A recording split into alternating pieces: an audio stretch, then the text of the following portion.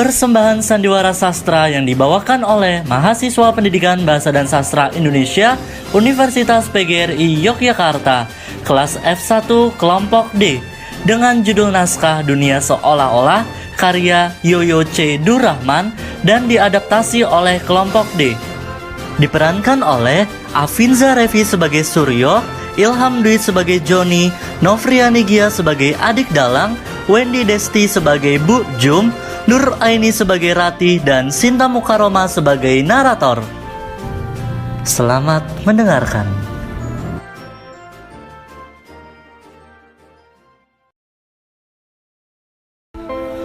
Naskah drama Dunia Seolah-olah menceritakan penderitaan pejabat yang tengah menjalani kurungan penjara karena ketamakannya.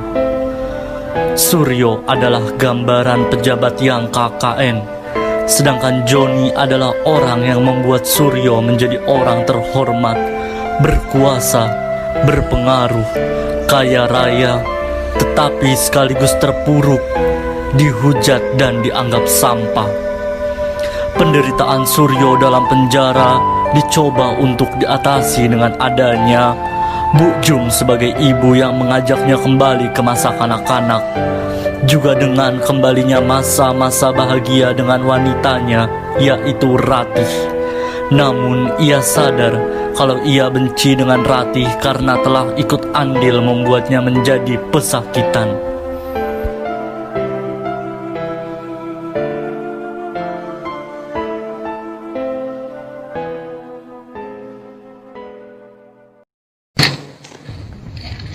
Dua orang laki-laki berada dalam jeruji penjara. Mereka beraktivitas menggambarkan ketertekanan dalam ketidakbebasan. Ini adalah kisah dari negeri yang bisa terjadi apa saja. Yang hitam bisa dibuat menjadi warna putih, yang sekonyong-konyong bisa menjadi malang, miskin dalam sekejap menjadi milioner, sakitan tak berdosa menjadi terpidana, dagang bisa jadi politikus, iman bermetafora menjadi birokrat dan penguasa, jagat pintar bisa menjadi dungu. Ini tidak cukup semua saya sampaikan dalam pementasan malam ini. Anda tidak akan mendengarnya lebih dari 2 jam. Entah berapa ribu kali hasrat saya ingin membunuhnya tidak kesampaian. Ketika saya pelintir kepalanya, wajahnya selalu mengekspresikan ingin dibelas kasihani. Apakah ini adil? Saya pikir tidak. Karena entah sudah berapa tahun ia selalu memperdaya saya, menyiksa saya, merekayasa saya, memperlakukan saya sebagai badutnya yang membuat dirinya tertawa sepuas-puasnya. Saya bosan, menderita dan merasa terhina. Saya tidak bisa berbuat apa-apa, seolah-olah saya sudah pasrah menerima semua ini seperti apa adanya. Keadilan yang selama ini saya gugat hapus begitu saja ketika pemahaman akan nasib kehidupan memasuki pikiran saya. Allah, jangan percaya apa yang diomongkannya tadi. Itu hanya isu, hasutan, isapan jempol. Dia seorang provokator. Anda sendiri tahu, orang yang menyebarkan isu itu orang yang tidak bermoral. Begitulah, ia kalau sudah terdesak oleh keadaan, pikiran dan sikapnya akan berubah seketika. Tadinya saya harap kerangkeng besi ini akan memberikan pelajaran yang berharga padanya. Tidak taunya malah semakin kebal. Kekebalan sangat dibutuhkan dalam menghadapi situasi seperti ini. Ngomong-ngomong, Tuhan ingin menu macam apa untuk sarapan pagi ini? Steak tikus, sambal goreng cecanguk, dengan saus rasa kelek atau... Lebih nikmat lagi kalau menyantap daging para buruh dan minum keringat para petani. Itulah yang membuat kita berada di puncak kejayaan, kekayaan, kekuasaan, dan sekaligus terjepit di tempat seperti ini. Sudah berapa lama kita berada di sini? 1, 2, 3, 10, 100, 200. Angka-angka tidak cukup untuk menunjukkan berapa lama kita sudah berada di tempat ini. Hanya tubuh kita, daya ingat kita, segala perubahan yang berada di luar sana yang bisa memberitahu sudah berapa lama kita berada di sini. Menghitung waktu memang membosankan. Menjalani hidup memang membosankan. Aku yang selama ini menjadi penutur cerita juga merasa bosan. Apakah adik bisa merubah cerita jalan hidupku? Jangan di dalam. Cerita yang berubah-ubah akan membuat dia mempunyai kesempatan untuk menghapus tanggung jawabnya. Biarlah cerita beralur seperti ini.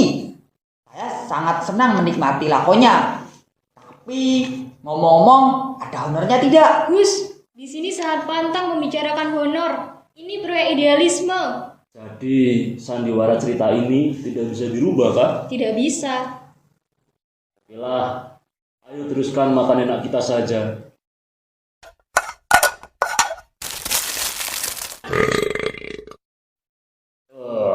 Makanan tadi membuat kita tidak berdaya. Yang kita makan tadi, daging para buruh, jeroan anak yatim, dan kaldu tulang belulang masyarakat pinggiran. Memang enak, tapi membuat kita terperosok dalam lubang ketidakberadaban. Apa boleh buat? Ini kau harus lakukan kalau mau menguasai kehidupan. Apakah aku mau menguasai kehidupan? Ya, harus. Masyarakat ingin dikuasai olehmu. Ya, benar. Masyarakat berada di belakangmu. Kau akan dicatat dengan tinta emas dalam sejarah bangsa kita sebagai tokoh yang membela kepentingan masyarakat banyak. Tapi itu sulukan-sulukan dulu. Ini aku terjepit ke dalam dunia tidak bermakna. Katanya aku KKN, melanggar HAM. Aku berlaku tidak demokratis. Katanya aku sayang anak dengan mengorbankan rakyat banyak. Aku berlagak bagai seorang raja, tukang membabat kayu hutan. Katanya aku harus diseret ke pengadilan. Tapi katanya ada yang membela aku di luar sana. Apa iya? Jangan takut. Di luar sana masih banyak yang membelamu. Jadi santai-santai saja. Istirahat dengan tenang. Makanlah yang enak-enak. Tidur dan mimpilah yang indah. Tapi aku bosan di sini terus. Aku bosan dengan makanan yang enak. Aku bosan bermimpi terus. Penyakitku ini sering merongrong. Aku jengkel dengan penyakit ambeien-ku. Aku muak dengan penyakit diabetesku, hipertensiku, jantungku, ginjalku, kencing batuku, dan aku frustasi dengan penyakit AIDS-ku. Jangan gusar. Sebentar lagi dokter spesialis dari rumah sakit Harapan Hidup akan segera datang. Yang penting kau selalu senantiasa harus menyalakan api semangatmu hingga berkobar-kobar melewati batas-batas kemanusiaan. Tapi semangatku sudah sirna. Tubuh dan otakku sudah tidak berdaya lagi. Makanan itu yang meracuniku. Ibu, kau tahu itu. Terima kasih kau sudah datang, Ibu. Aku sudah lama menunggu siraman kasihmu. Aku akan selalu datang menemuimu selama kau masih mendengarkan omongan laki-laki itu dan dalangmu itu. Mereka sudah menjadi bagian dari kisah hidupku, Bu. Baik atau buruk, salah atau benar, tanpa mereka aku tidak akan bisa menjadi seperti ini. Apa maksudmu? Aku tidak bisa menjadi seperti ini. Kau telah begitu sangat berkuasa, kaya raya, dan kemudian terpuruk di tempat ini. Itu maksudmu. Jangan kau tanggapi ocehan perempuan ini. Diam kau parasit. Kau yang harus diam. Kau harus menghargaiku. Aku telah membuatnya menjadi orang terhormat, berkuasa, berpengaruh, kaya raya. Tapi sekaligus terpuruk dengan penuh nista, dihujat dan dianggap sampah. Kau harus ikut bertanggung jawab. Dengan berada di tempat ini, aku sudah ikut bertanggung jawab. Cukup, kini sudah tidak ada gunanya berdebat lagi. Sekarang aku harus bagaimana, Ibu? Kau harus mententramkan dirimu sendiri, anakku. Kau harus membuat dirimu bahagia, polos, tanpa beban, tanpa dosa, seperti pada waktu masa kanak-kanak. Aku harus kembali ke masa kanak-kanak. Ya, kembali ke masa kanak-kanak.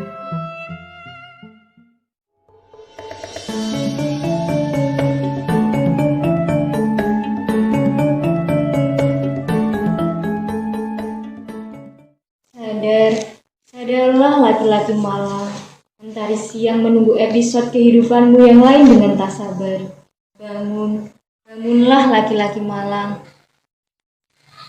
Ia bangun dengan perlahan dan terkejut melihat seorang perempuan berdiri di hadapannya. Kaget ya melihat aku. Nimas, dengar kau sudah pergi ke negeri seberang dan kawin dengan pemuda di sana. Tapi aku tetap selalu merindukanmu. Aku kangen dengan suaramu yang merdu itu. Aku bernyanyi hanya untuk mengalihkan perhatian saja. Aku tak peduli apa motivasimu bernyanyi. Aku tetap terkenang dengan alunan suaramu yang merdu, dengan candamu, dengan kepolosanmu. Tapi kau tidak rindu dengan uangku kan? 40 miliar loh. Tapi itu komisiku yang resmi, bukan tanda kasih sayang darimu kan? Ngomong-ngomong, apa kabarmu sekarang? Bagaimana rasanya hidup seperti ini? Aku merasa terjebak oleh diriku sendiri. Pikiran-pikiranku telah menghukumku. Ambisiku telah menghukumku. Sudah, jangan menyesali diri sendiri. Harusnya para pembantumu ikut menanggung beban.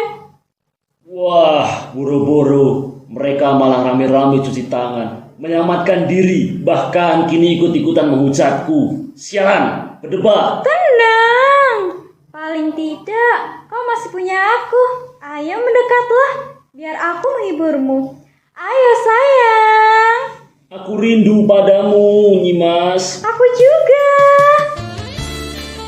Mas, kau seperti pengantin baru ya.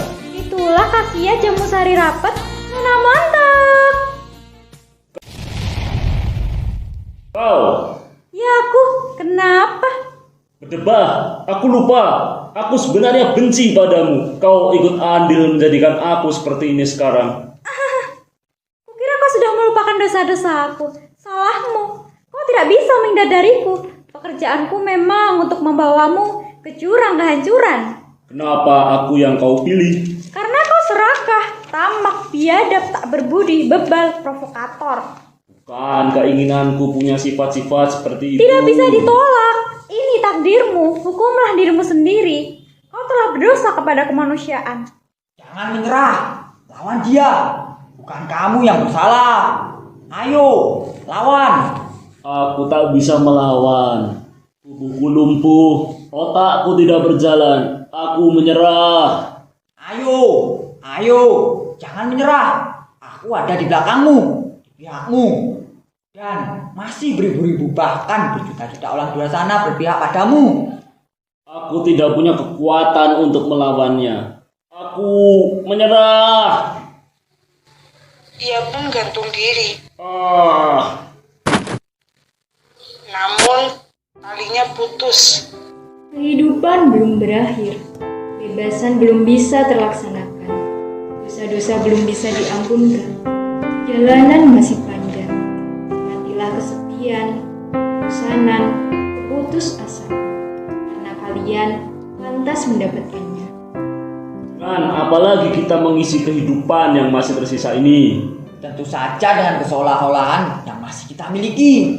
Dengan tubuh kita yang sudah seperti ini, dengan ingatan kita yang sudah pikun, apakah kita mampu membuat seolah-olah? Mampu. Buatlah seolah-olah kita masih hidup. Kita memang masih hidup. Tidak, kita sudah mati. Pikiran kita sudah beku. Hati nurani kita sudah sirna. Semangat kita sudah musnah. Jadi, apa tandanya kalau kita masih hidup? Kita masih bernafas. Masih bisa kentut, tawa, menangis, menjerit, mendengus, bergerak. Capek sekali. Buatlah seolah-olah tidak capek. Masih jauhkah perjalanan kita? Buatlah seolah-olah sudah dekat. Kenapa kita harus menderita seperti ini? Kenapa kita dihukum? Buatlah seolah-olah kita tidak sedang dihukum. Padahal kita cuma maling ayam dan jemuran milik tetangga. Buatlah seolah-olah kita penjahat politik atau pembobol bank. Woi, hebat. Apakah kita aman di sini? Aman. Di sini kita dilindungi hukum. Apakah mereka tidak akan menghakimi kita? Tidak. Tidak ada yang mencegah mereka di luar sana. Kau bilang, aku melihat mereka datang kemari. Oh, begitu banyaknya mereka. Mereka semakin banyak. Oh, mereka menghujatku. Mereka semakin banyak. Mereka sudah dekat. Mereka mengepung kita. Mereka menangkap kita. Akan mengadili kita. Menghukum kita. Oh, Buatlah seolah-olah mereka tidak akan melakukan apa-apa terhadap kita. tidak bisa. Oh, mereka semakin mendekat. Mendekat. Tolong, jangan. Mereka berdua seolah-olah menahan jeruji penjara dari dobrakan manusia dan berdatangan semakin banyak. Jeruji semakin menyempit, atap penjara menidih mereka. Ruangan itu semakin kecil, membuat mereka semakin terhimpit dan menghilang, musnah. Tugasku sebagai dalang telah selesai. Ini tidak diperlukan lagi seorang dalang. Karena tidak ada lagi yang bisa dikisahkan. Tidak bisa membuat seolah-olah